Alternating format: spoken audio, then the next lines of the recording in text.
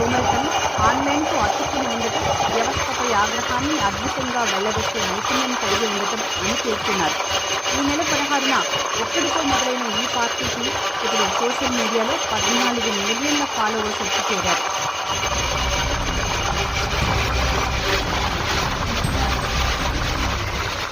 తాము అధికారంలోకి వస్తే చేపట్టే పనుల పేరుతో బీజేపీ 5 అంశాలతో మేనిఫెస్టోను ప్రకటించింది. అందులో ఒకటి, పదవీ విరమణ చేసే ఏ సుప్రీంకోర్టు ప్రధాన న్యాయమూర్తికి కూడా రాజ్యసభ సభ్యత్వాన్ని కానుకగా ఇవ్వబోను.